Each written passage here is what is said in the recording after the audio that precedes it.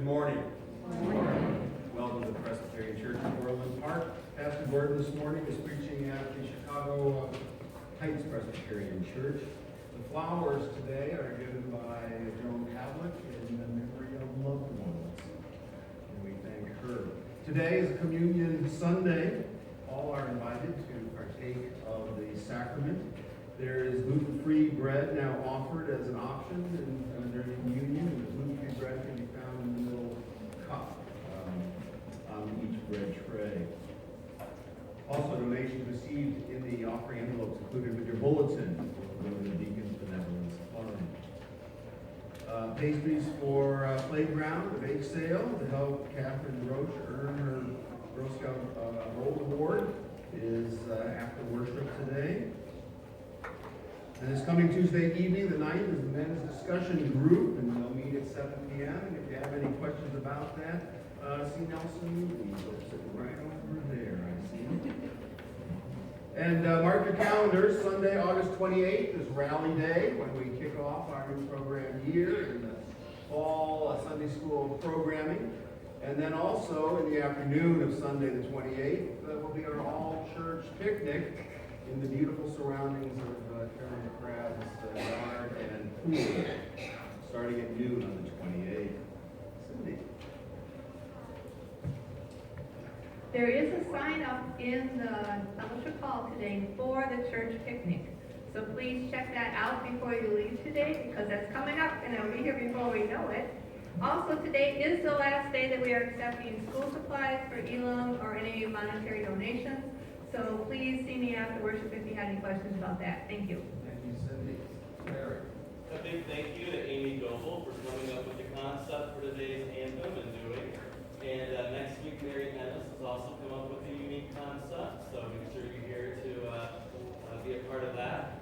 It's August, and choir starts this month on Wednesday, August 31st at 7 o'clock here at the church. So I hope to see our regular choir members and more here in attendance. Let us, on this first Sunday in August, prepare ourselves to worship our Lord.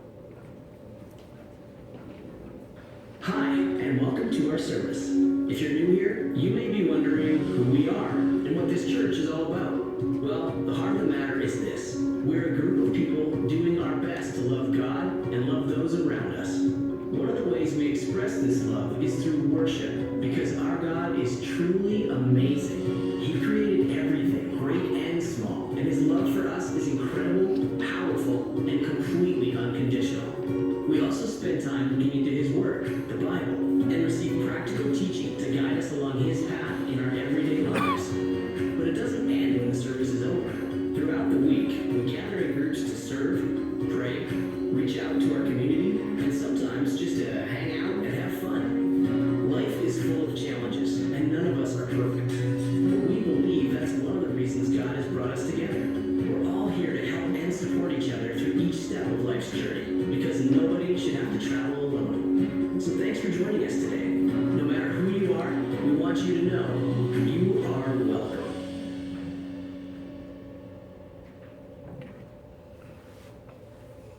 Please stand and join me in the voice.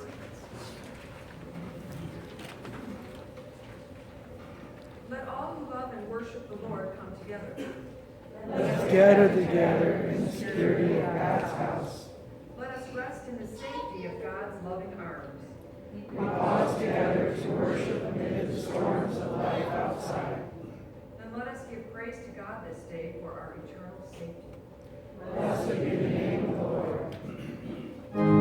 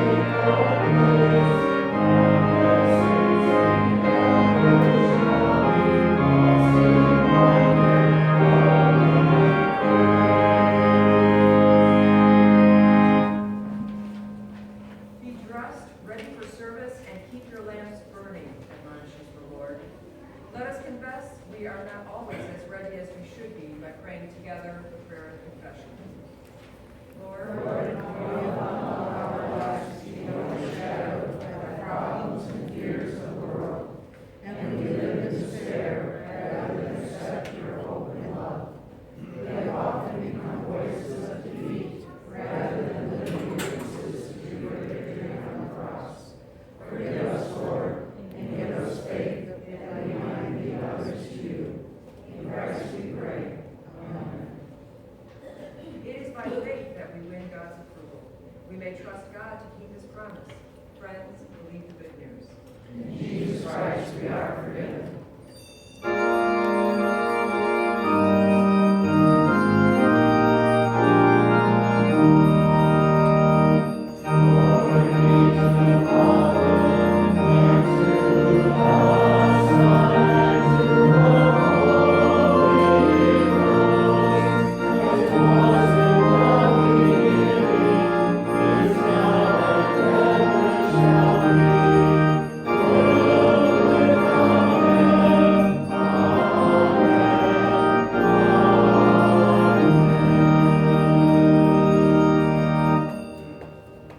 Please be seated. In the scripture lesson this morning, Jesus uses an analogy in order to remind us in telling us to stay ready and alert for his coming again in the 12th chapter of the Gospel of Luke, verses 32 to 40. Do not be afraid, little flock, for your Father has been pleased to give you the kingdom. Sell your possessions and give to the poor. Provide purses for yourselves that will not wear out, a treasure in heaven that will never fail, where no thief comes near and no moth destroys. For where your treasure is, there your heart will be also. Be dressed, ready for service, and keep your lamps burning, like servants waiting for their master to return from a wedding banquet, so that when he comes and knocks, they can be immediately ready to open the door for him. It will be good for those servants whose master finds them watching when he comes. Truly, I tell you, he will dress himself to serve, he will have them recline at the table, and will come and wait on them. It will be good for those servants whose master finds them ready, even if he comes in the middle of the night or toward daybreak. But understand this, if the owner of the house had known at what hour the thief was coming, he would not have let his house be broken into. You must also be ready, because the Son of Man will come at an hour when you do not expect him. Here ends our scripture lesson for this morning. Thank you, Mary. Let us sing God is So Good as we prepare for the glory of God.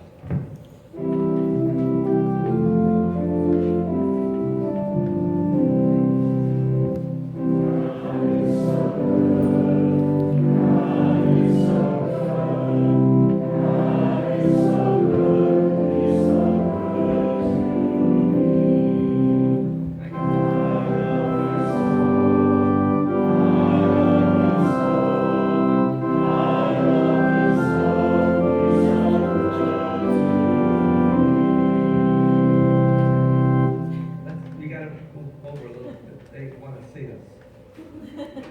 Come on over this way. Yeah, that's great, okay. Well, I had a little trouble this week trying to come up with, a good story. And, it's very difficult. So I thought maybe we'd talk about some of the things that happened in our life. You ever make a mistake? No? Ah, goodness, isn't that wonderful? Now, do you remember, you ever know anybody that did make a mistake? Yeah. Okay, do you remember their mistake? Yeah. Okay, good. Well, hang on to that. Let's not share that, because we keep that a secret. Okay, sometimes we make mistakes. Sometimes those mistakes hurt others. And sometimes they hurt God. Now, you guys are all pretty young. Now, I don't really think that you made a lot of mistakes. But let's kind of think about some of the mistakes you might have made. Like when Mom says, don't touch that, and you do. Or when Dad says, pick up your toys, and you don't. Those are kind of mistakes that you guys would make, right? No, it isn't very nice. Okay.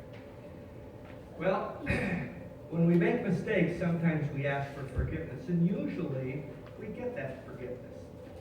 Because we ask God, when we make mistakes towards God, we ask Him for forgiveness. And do we always get forgiveness from God? Yeah. You betcha we do. He's the best. God forgives us all the time, every time. But sometimes we have to forgive as well. Like when you're with your sister or your brother. Have you got a sister or a brother? A brother. A brother, okay. All right. And you're playing with the toy, and he comes along and he takes the toy, and you get very upset, and then he comes back and he says, I'm sorry, and you forgive him. See, you have the power to forgive too, don't you? And that should be the end of it, right?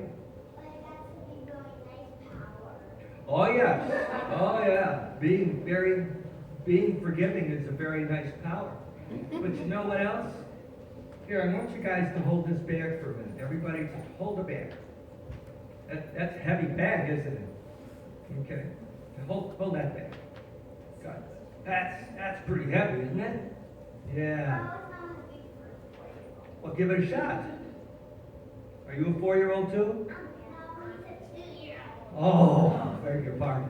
I didn't check IDs. Okay, that's very good. All right. You know what's in that bag? What? Ice cubes. That bag are all the mistakes that I made. And sometimes, Grown-ups make mistakes too. yeah, they do. And we ask forgiveness, Yeah. and we usually get it.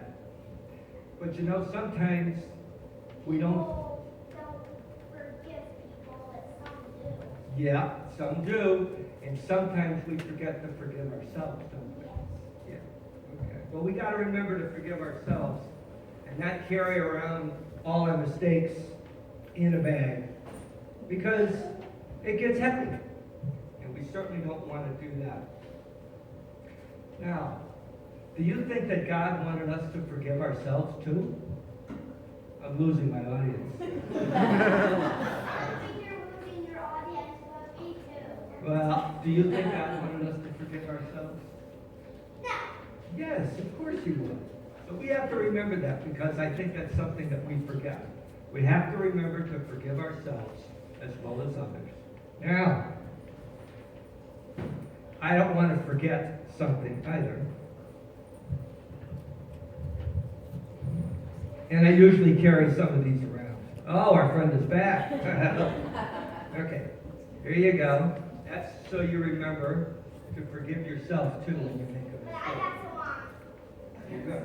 Okay. All right, here you go. You gotta wait and have that when Mom and Dad say it's okay. Okay? I got this one. Okay, can we say a prayer? Yeah. Okay, let's hold hands. So don't drop them. You just gotta hold hands. Everybody hold hands. Hold it, yeah. How about that other guy over there? Can you hold him? Oh, wait a minute. Hold on a second. Okay. Come here. Give me your hand.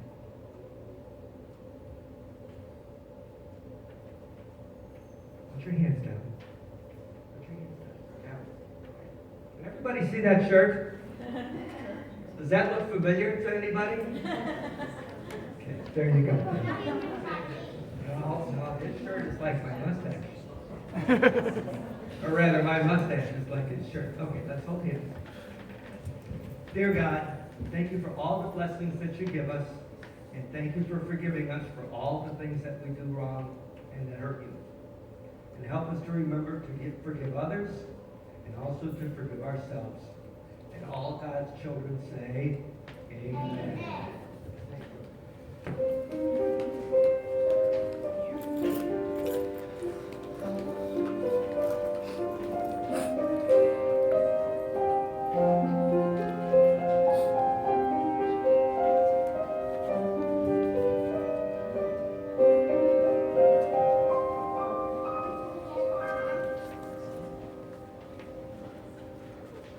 This morning's anthem is the wonderful old revival hymn, Marching to Zion. And I'm going to sing the verses to it, but I want all of you to march with me and sing the refrain. The words of the refrain are in your bulletin, and they are also up on the monitor. We're going to sing through the refrain one time first, just to remind you all of how the tune goes. And I'm gonna sing verses, and you're gonna sing the refrain. So go ahead, Larry.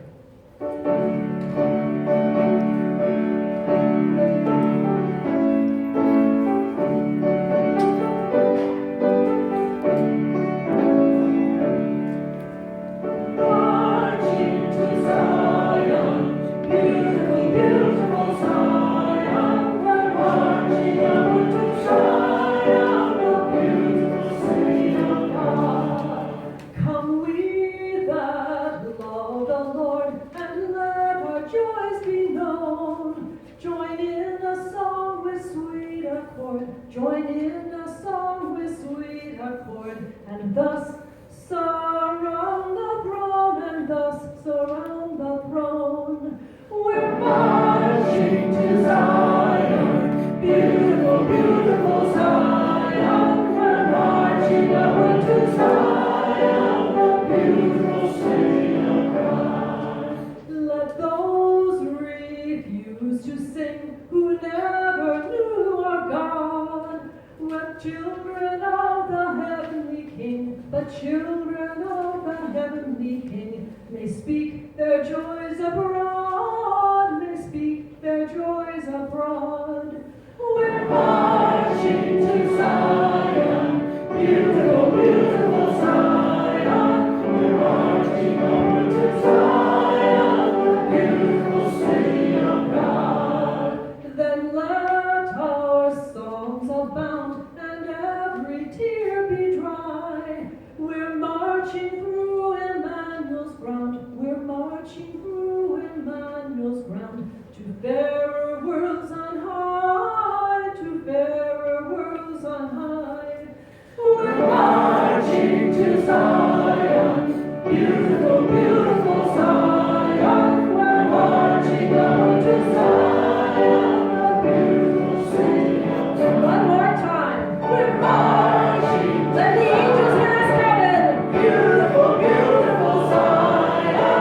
We're marching upward to Zion, the beautiful city of God. Thank you, Amy.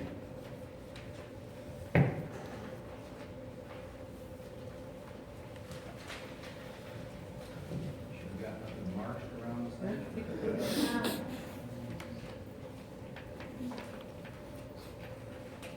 There's a humorous story told time and again about a little boy who was asked by his kindergarten teacher where his heart is. And the little boy points to the seat of his pants.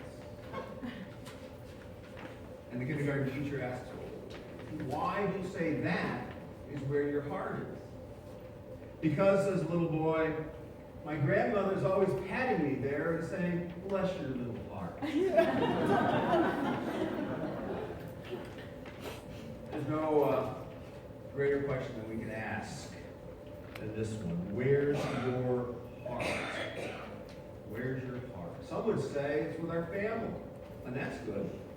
Our families are our priorities. We love our family.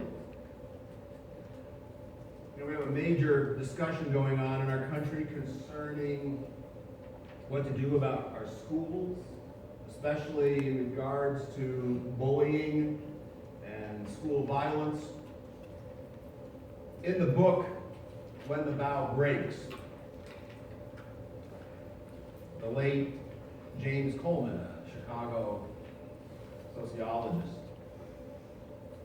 said family background matters more in determining student achievement than any other attribute of the formal educational system. He went on to write, unless we work together to strengthen the family, all of the rest, the schools and playgrounds, public assistance and private concern, will never be enough to save our children. No matter how elaborate are our family support systems, they will do little to advance children's well-being if parents elect to spend little or no time with their children. As a society, as the church, as responsible individuals, we have a moral obligation to do everything we can to strengthen And most of us will do our hearts are with our families. Where's your heart? Some of us will say it's with our country, and that's good too. Some of us have had family members and friends who have died for our country. And so when a flag is passing by or the national anthem sung, we place our hand on our heart. We cherish the freedom, the security, the values, the opportunities that this country provides. Former U.S. Secretary of Education, Dr. William Bennett, was once asked by a 7th grader this question: how can you tell a good country from a bad one? And Secretary Bennett's reply was, I apply the gate test. When the gates of the country are open, which way do the people run? Do they run into the country or out of the country? That's a pretty good test, I think, don't you think? Which way do people run? Our country has far more people wanting to get in than to get out. Our hearts are with our country. Where's your heart? Some would say that their heart is in their work, that they're passionate about their work. And passion is an in word these days. The key to success, say the business consultants, is to be passionate about your job. Well, you know, for some of us, that's not too hard. We have the job that we've wanted all our lives. Others, not so simple. Some work in dead-end jobs, but are afraid to leave the job because opportunities are limited and their personal responsibilities are so great. And that can be deadening to the spirit. Musician and storyteller Doug Lipman, though he's known more these days for storytelling, he is a good musician, and to pay the bills at one point in his life, he taught guitar. And as most music teachers do, he had beginning students go through the same repetitive finger exercises and skill pieces day after day. And it was boring for him, and it was boring for the student. But one day, a new student begged to be taught how to play her favorite song. And though he thought the song was beyond her skill ability, he agreed to teach her the song. And the child learned the piece, and surprisingly in a short amount of time. Why? Because she loved the song. She was motivated. Doug Lipman changed his teaching techniques. He began to encourage students to choose a song that they really wanted to learn to play, even if it was beyond their skill level. And in so doing, and learning something they were passionate about, the students improved all of their skills much faster. And that's no great secret. We all work harder at tasks we enjoy. Fortunately, many people will find something passionate to be about their work. Doug Dyer, in his book, Target Success, says that the first quality he looks for when he's hiring an employee is passion.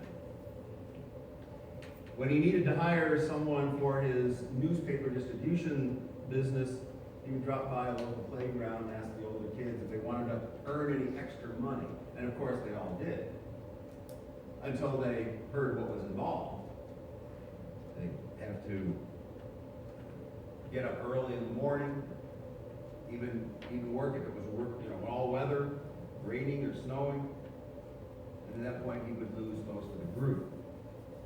The kids' questions usually identified which ones had passion. It was fairly easy, he says, to tell the winners from the losers. For example, those he would not hire would ask these questions. How many hours do I have to work? How heavy a load do I have to carry? How far do I have to go? Do I have to work if it's raining? Less often, he would hear these questions, which he says only winners ask. How much can I make? When can I get started? Will you teach me what to do? The winners had the desire, obviously. And by recruiting them and training them and helping lead them, he was able to build the largest circulation distribution business in the history of the New York Daily News. Passion made it happen. And ever since, that's what he looks for in an employee. Passion. What is it that you are passionate about? For some of us, passion may be reserved for a hobby or a sport. There is something about taking up a sport of any kind that brings out a radical level of commitment, even if we're not all that good at the sport. Two men were chatting casually at work, and the subject got around to golf. And one asked the other, "Do you play?" "Yes, or I did," the younger man replied. "I used to. But I quit because I wasn't very good. I consistently shot in the lower 70s. There was a kind of pause as the first man took a deep breath and then asked, "Lower 70s, huh?" "Yes," the coworker said. "Consistently?" asked the other man. "Every hole," the man said.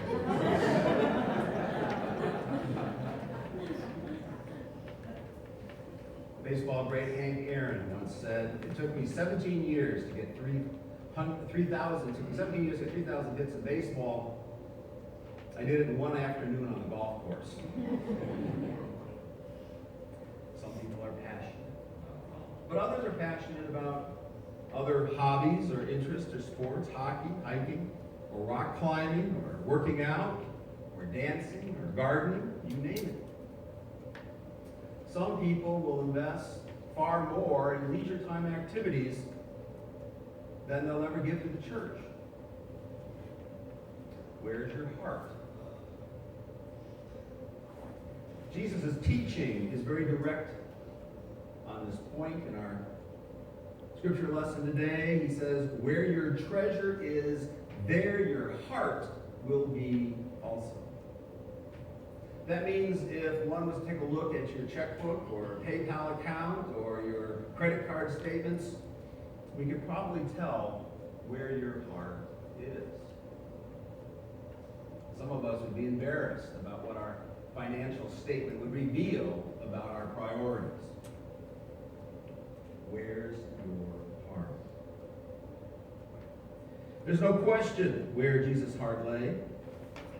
Just a few verses before the one about where your treasure is, there your heart will be also. We heard read, "Do not be afraid, little flock, for your Father has been pleased to give you the kingdom." Jesus' heart lay with the kingdom of God. Jesus' heart lay in the reign of God in human lives. Jesus' heart lay in doing the will of the one who had sent him. When my daughters were little, we used to play a cute little game, tease each other. I would say, "I love you this much." And one of them would say, "Daddy, I love you this much." And I'd say, "Was that all?" And laugh and giggle and say, "We love you this much." And finally it would get around to, "Well, I love you this much."